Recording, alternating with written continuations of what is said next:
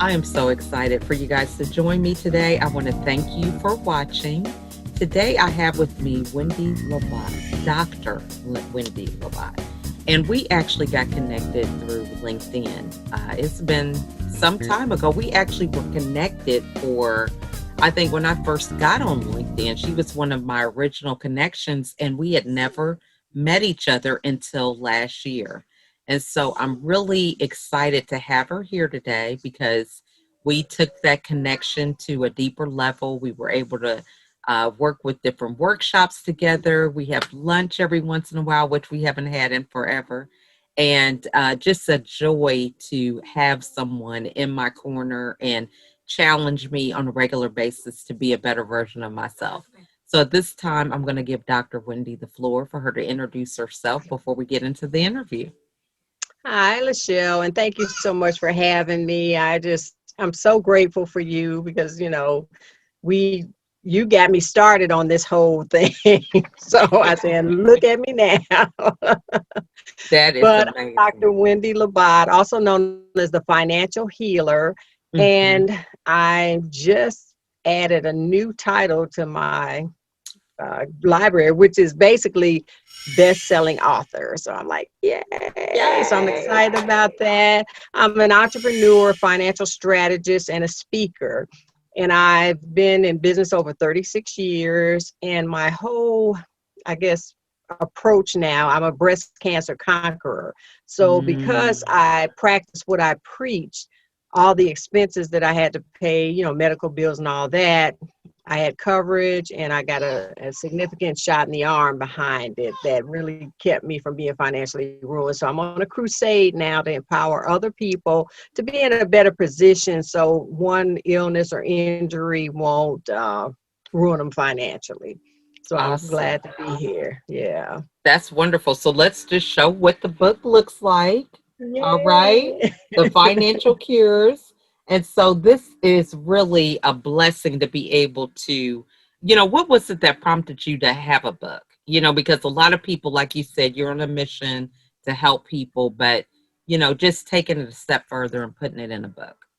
Well, I really wasn't thinking about a book. A friend of mine, we're in a book club together, and she said, Wendy, you ought to write a book. It's like, I am not writing a book, girl, And then my media specialist kept saying, Wendy, you ought to write a book. It's like, I am not writing a book. But then she kept saying, okay, Wendy, it's time for the book, time for the book. And I kept, saying, okay, I'll eventually.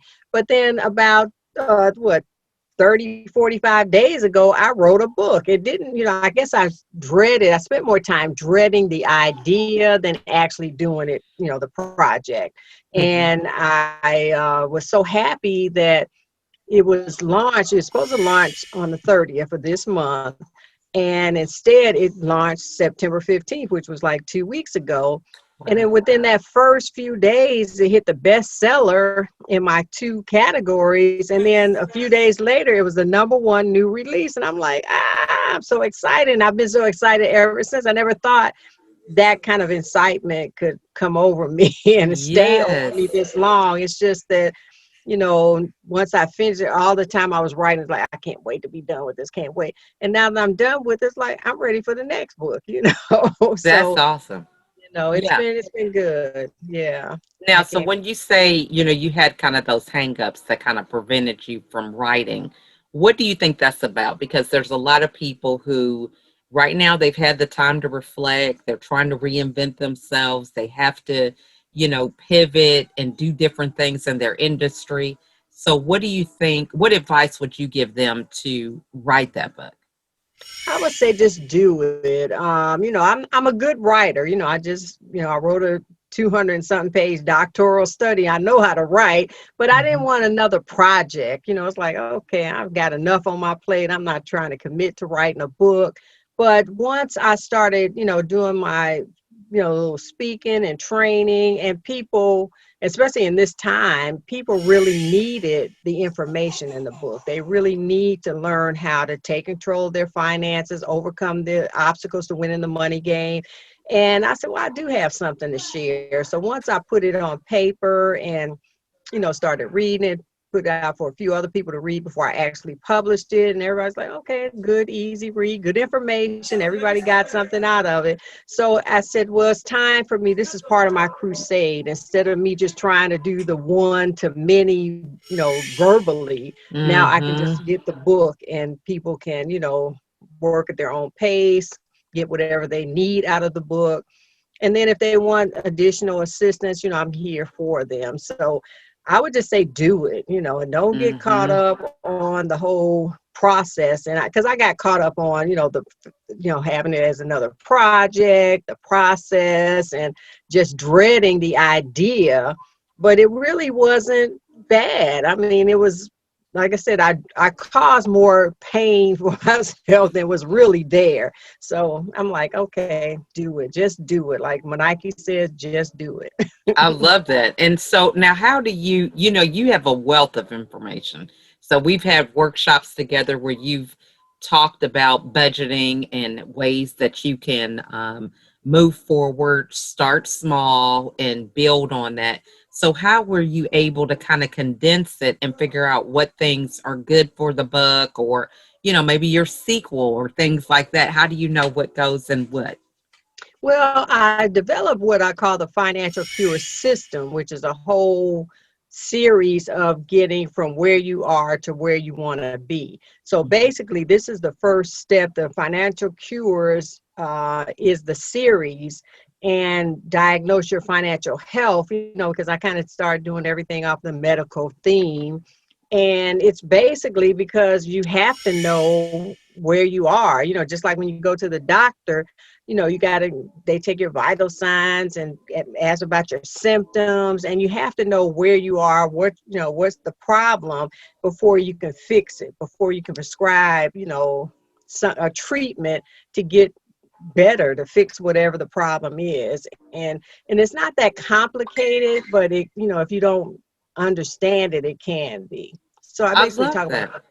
yeah. I love that. And I love the blending art. That's something that I had to do as, with this title of America's Supermom. I was so busy trying to compartmentalize being a mom, doing my job, doing this. Now I'm just bringing it all together. So, Mhm. what are some key takeaways that, now with your story and how you've been able to be a conqueror of cancer? Would you tell somebody today, right now we're faced with this pandemic and people have loved ones that might be sick or things like that. So, what advice would you give them knowing what you know now and your experience when it comes to their health? Well, it's a combination of things. There's six obstacles to winning the money game. And Mm-hmm. one of them is having the proper protection because, your health is your wealth. And I learned that firsthand. I was in the insurance business and financial services business, and I bought all this stuff just because I was trying to, do it from a business and marketing perspective. It wasn't because I was doing financial planning for myself or any of that. Mm-hmm. But thank God I practiced what I preach, because 3 years later, I was diagnosed with breast cancer. And once you lose your health, you can't get the life insurance. You can get health insurance, because at least for now, unless they eliminate the pre-existing illness clause. But Mm-hmm. that's a key thing. And you really, because I practice what I preach, I was able to be protected. So those $67,000 every 3-week chemo bills for a year were covered. That $300,000 in surgical, and I had 5 surgeries and then all the tests that go with it. It was covered by my health insurance. And plus, because I had the other supplemental coverage, I ended up getting a double 6-figure shot in the arm, which I thank the Lord every day. And Wow. because, usually people are struggling, they have, even if they have health insurance, 60% of people that file bankruptcy is because of medical bills. And then Mhm. 80% of those folks have health insurance. So you have to understand that there's a cost to owning it, health insurance, and there's a cost to using it, and you have to know the difference. So, Mm. because I was in the business, I knew the difference. I had the best coverage. Minimal money out of my pocket for the astronomical bills that I had. And I just think that, had I not had that, I would have been ruined financially because, who wants to not only have to pay those kind of expenses, but you also have your business and your personal expenses that are ongoing, whether you're sick or healthy. So it just eliminates that additional layer of stress, but it gives you that additional comfort and cushion that you need, whether you're going through a health crisis or not. So, I I'm love on a that. mission, on a crusade now because, Hmm. I was going to say, I was like, okay, I'm cool. I don't have to do nothing else. But God said, no, you're going to get out there. I got you through this journey to empower you to help others, get in a better position. I love that. And so now you are back on the speaking track. Mhm. You have been speaking and on different stages to talk about your book and just, your own journey. And the first thing I would say is, how do you overcome that fear? So, as someone who has a pre-existing condition, they talk about, well, you got to be careful being out there, with the virus and your age and all that. So, talk to us about, what you're dealing with daily to overcome that and continue to thrive like you're doing. Well, first I have trust in God, but I'm not Hmm. foolish. So I'm wearing the mask, I'm wearing the gloves, I'm social distance. So I'm doing everything that I'm supposed to do. Hmm. And, I just came from Denver and it was different because, sitting next to somebody, even though they were in the middle seat, you're still like, okay. And if somebody coughs or sneezes, like, okay, you're doing that. But I'm not too paranoid. But when I'm at home, I really don't go out. I may go out Hmm. once a week, once every 10 days just to handle my business. But I'm okay with that, because I don't have to be out. I'd rather not be out if I can help it. My car hasn't been anywhere in a while, so it has few miles on it since, this whole pandemic. But, just do what you're supposed to do and be, because you can't forget, because you can get out there and see other people without masks, which most of the time people are wearing, but there's always one or two that doesn't have it. But you do what you're supposed to do. You can't be responsible for other people's actions. So I just, do my part and pray to God. He's keeping his arms wrapped around me. I love that. And I mean, that really is a testament because so many people, they just thrive on the news, what the news is saying, that becomes their reality and all these different things. So, what advice would you give people? Here you are, it's a pandemic, you are speaking, you've got a book done. How do you have this positive outlook? Because, it we got people talking about the debate, right? The debate happened last night. So it's like, what are we getting ourselves into? So all this like uncertainty, people don't have faith in some of the same things that they used to. So what advice would you give them about what your outlook is and how you're preparing for 2021? Well, you have to understand that God is in control. My faith is in Him. It's not in the president or the political system or none of that. And Mhm. sometimes it's not necessarily even in myself. I mean, I have faith in myself, but Mhm. I know the ultimate decisions, the ultimate timing is going to be His timing. So Mhm. I just make sure that I do what I'm supposed to do. I'm not going to fear and be paranoid because, hey, I've been through some things and I come out on that. Why am I going to worry about some other things? But I'm not going to be foolish either. And just that I know that what God has for me is for me and nobody else can take that away. I can rejoice in other people's, victories, and I pray that they rejoice in mine, but you can't block my blessing. Only I can do that. And I'm not going to do that. So I just know that when God gives you the provision, the vision, He gives you the provision to go with it. Whether it looks like it's there or not, it will be there. And I've got 36 years of business experience that has proven that time and time again. So I love that. Now, and so this is a good thing to kind of explain to people because they do have that vision and they're not sure about the provision. So, if you could give us an example of something, a story to illustrate to people, because, maybe somebody's listening who they feel like they're clear about the vision, but they never really had that faith to believe in the provision part. So if an example would be really good for somebody. Well, my story, which started 36 years ago, I Mm-hmm. wanted to be a medical doctor. So I didn't have a plan B, and, I didn't get accepted to medical school. So, I was crushed, but hey, I got over it. But like I said, God had a different plan for me. So I ended up, starting a business with no business experience, no money, at a time where there was no social media, no internet, and the only thing you can do with a cell phone was make an expensive call. Mm-hmm. Now, I went after corporate America as my clientele. And back then you had to have, the brick and mortar, the employees, the inventory, and everything, all the overhead that went with it to project a certain image so that you would be perceived as capable of handling the big contracts, which is what I was after. But Mm-hmm. the reality was my cash flow didn't match that facade. I mean, hey, I look successful. I look like I could handle it, but I didn't have the money. I didn't have the credit with my vendors to the level of getting the big contracts and satisfying them. But because I was enjoying what I was doing. I wasn't making any money, but I loved what I was doing. But I had made money before and hated what I was doing. So this Mm. was just showing me that, hey, don't worry about the money. Just enjoy yourself. And I did. And I had just come out of divorce. I was really happy to be happy doing something that I enjoyed doing.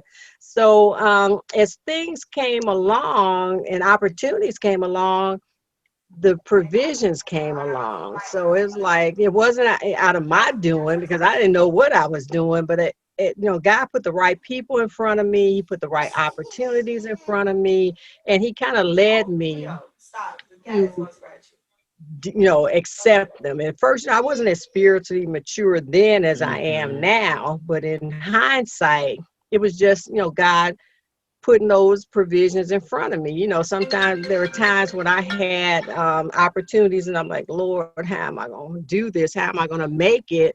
I had payroll to meet, and, I didn't have the funds to pay, my employees. But when payday came around, the money was there. So, just have faith and step out on that faith and follow your spirit, because you'll know, some people say it's intuition, but whatever it is, follow it. Because when you get that nudging saying go in this direction, go in that direction, because that's where your blessing is going to be. And there are a lot of times I used to say, damn, I should have said, went there. Something told me to do that. And all that time, when you start getting that feeling, do it. Don't be questioning it, be obedient right away, because you'll find yourself saying, oh, I woulda, coulda, shoulda, and you Mm. don't have to. So that's my Love thing. that. If it's pulling on you like that, then follow it. That's good. I really like that concept because, a lot of people are in that space of thinking, they think they have to manipulate everything. Mhm. It's like, oh, I want to do this. And so a lot of work goes into trying to create the right experiences in order for that to be, rather than resting in whatever it is they're supposed to be well versed in and letting the other moving parts, manifest on their own, or at the appropriate time, as you say. Mhm. So for somebody who is in that space where they're just like, man, what can I do today to kind of begin to change my mindset, about even like opportunities, Mhm. so I know that even when these opportunities came about, they end up being bestsellers and all these things, but people don't really see that they don't come to you that way. You know what Mhm. I mean? It's like Mhm. you have to do the work to do the book, to do this, but so how somebody can really kind of be open and know what an opportunity looks like, because end up coming into life to be something than what they start out with. Does that question make sense? It does, and you have to be flexible, because just Mm-hmm. like for me with the book, when they were saying writing, it wasn't that I didn't want to write a book. I just knew that it wasn't time for me to write a book, because I was like, okay, I'm not writing a book because that's not, my spirit's not leading me there. But when the time, and even when my PR person kept saying, you ought to write a book, you ought to write a book. When it's time to write that book, it's like, well, when the time is right, I'll know it. It's not right now. And then when the time became right, it just popped out, it just birthed. I knew Hmm. all the thoughts came into play, all the strategy, all the everything, the content, it all came together. So you just have to, don't try to force things, but don't neglect opportunities when they're there, and you know that that's what you're supposed to be doing, and you'll know it, because if you don't do it, you'll be kicking yourself in the butt saying, dang, I should have done that. So just understand, just be flexible. Don't be so rigid with your plan that you can't accept the real plan that you're supposed to be executing. I love that. I mean, just like you said, hey, you wanted to be in the medical field, and God had a different plan. Still being able to use those skills, talents, and ways to network and everything. So, um, I guess I would conclude in asking about networking. How is it? What is a good strategy for somebody to have? Because we did that workshop, it was what, a year ago, and now fast forward to a year later, you've been on other people's stages, and you've got your book, and have traveled and been a part of different collaborations. So what are a few tips that you could give somebody about networking and how to accomplish what you've done? Well, like I said, I'm old school. So back in the day, it was physical network. You show up at everything. And my mentor told me that when you come to go to different events, people need to, you need to walk out, and as many people in the room know who you are, what you do, and how to get in touch with you. So I still, I use that philosophy today. But, my PR person says, Angel Tussey, you know her. She said, Mm-hmm. other people, she used to say OPP until she found out there was a song called OPP. Now it's yay. So it's other people's audiences. So you take Mm-hmm. advantage of, spreading your message on other people's audiences or with other people's audience. And that's how you get out there, because now everything's virtual. So you don't have to Mm-hmm. physically go like we did back in the day. I said there was Mm-hmm. no social media, there was no internet. So you showed up and, it's sort of like boots on the ground. But now it's the same philosophy, but more virtual. And it's Mm-hmm. fun. I kind of miss the, live stuff, and it's coming back. But the virtual is an opportunity. You don't even have to be on other people's platform. You just be on your own Facebook, Instagram, LinkedIn, all that, because that's how we met, with LinkedIn. And, Mm-hmm. like I said, Mm-hmm. we didn't really know each other at first, didn't meet each other in person, but we developed a relationship. And that's what it's Mm-hmm. all about, developing a relationship with other people. And it's not to take advantage of them or anything, but it's just to, like I said, network, exchange ideas, exchange contacts, put people together, because that's what it's all about. It's helping people. If you've got a resource, sow the seed, because you'll reap Mm. the harvest. So that's my philosophy: sow the seed, reap the harvest. So I love that. that's Yeah. what I recommend. All right. And so the book is The Financial Cures, Diagnose Your Financial Health. And what is the best way for everybody to get a hold of you? Okay, well, you can contact me. I've got a text opt-in. If you want to get Mm-hmm. a complimentary 20-minute strategy session, especially once you've read the book, you can Mm-hmm. text the word TALK, TALK, to 770-796-4944. That's Okay. TALK to 770-796-4944. And you can get the book on Amazon. Awesome. And then what final words do you want to leave everybody with? Well, I just want people to know that it's going to get better. And it doesn't have to be bad now. There are folks that, yeah, they've gotten the COVID, they've lost folks. and relatives and loved ones because of the disease. But just know that everything's in God's hands and things work out for the good of those who love him. And no matter how bad it looks, it all turns out for the better. Love that. Great advice. Can't make it without God. That's one of my definite strong pillars in my life. So, you guys, great book, wealth of information, The Financial Cures, Diagnose Your Financial Health, and reach out to Wendy. This is just a great opportunity for you to get that help that you need. Like she said, she's willing to do that. Opportunity for you to talk with her and kind of diagnose where you're at is very important. So we want to thank you guys for watching. Thank you again, Wendy, for coming on and sharing your insight and wisdom with the audience. And we will see you all the next time. Thanks for watching. Thank you for having. Bye-bye. Bye.